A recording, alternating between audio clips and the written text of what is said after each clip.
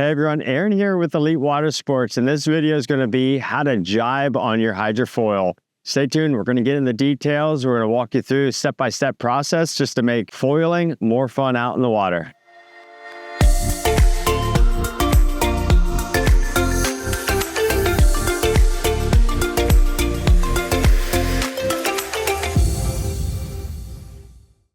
So everyone, this is Aaron with Elite Watersports. Let's get right into it. We're going to teach you how to jibe on your hydrofoil underneath the kite.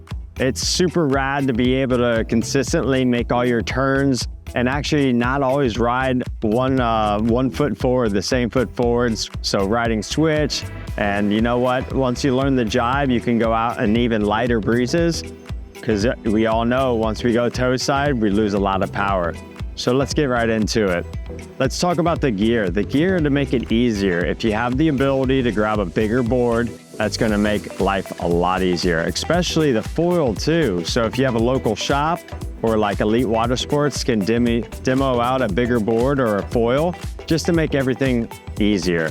When you go to the bigger foil, it's gonna make things a lot slower, more consistent, more stable, so you don't have to zoom through all the turns and your footwork. Along with the board being a little bit larger, so if you happen to touch the board down, you can recover a lot easier on a larger board versus a small board like what we're gonna be using today. So bigger board, bigger foil.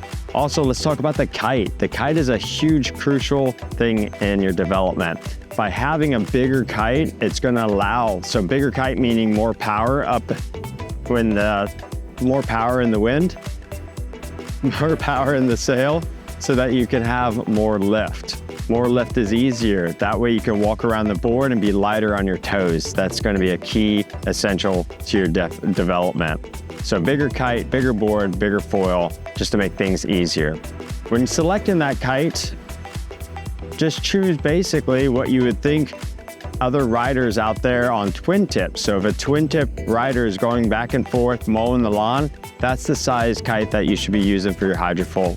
As we develop our hydrofoil skills, we start to go smaller and smaller and smaller on the kites, and we want to think opposite today. We want to go larger on the kite for more lift. So before we go out in the water, let's practice here in a controlled environment up on the beach. We're going to work on our footwork.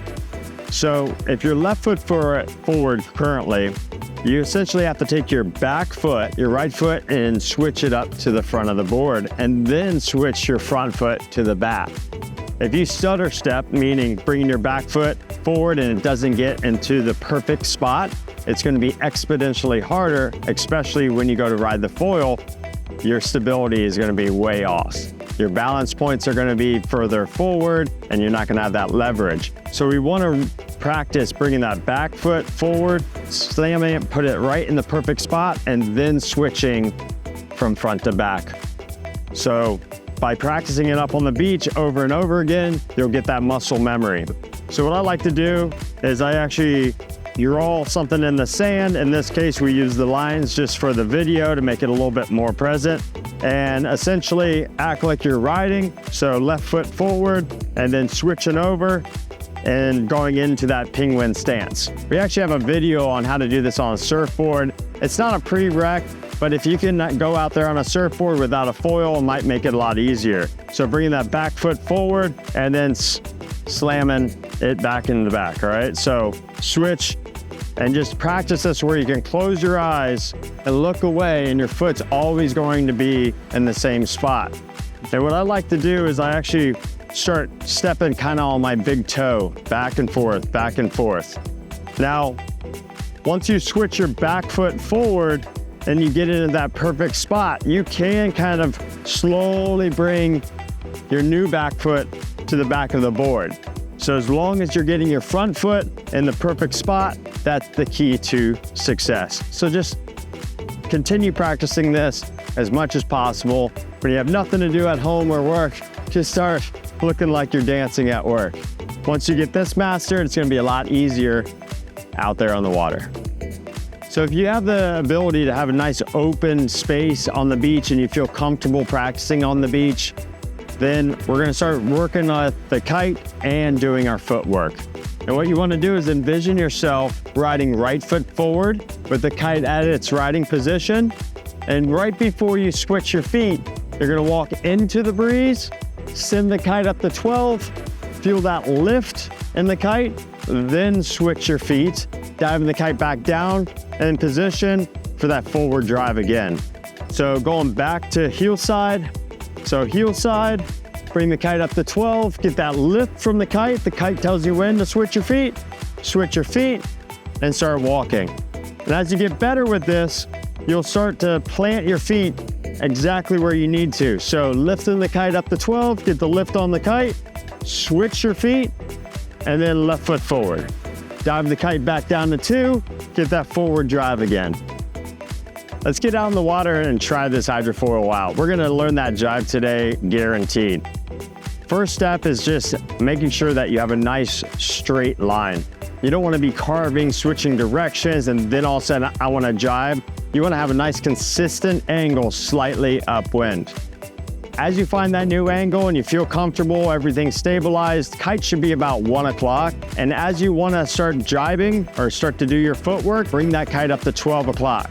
Before it hits 12 o'clock, you're going to angle into the breeze like a little J hook, like a carving load and pop on a twin tip. As you do that J hook, you'll raise the board slightly out of the water, higher than its current position.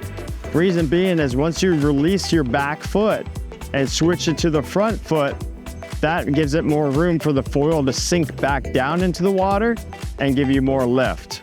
As you switch those feet, that's when you'll send the kite back down in that forward position, that driving position of 2 o'clock to continue your ride.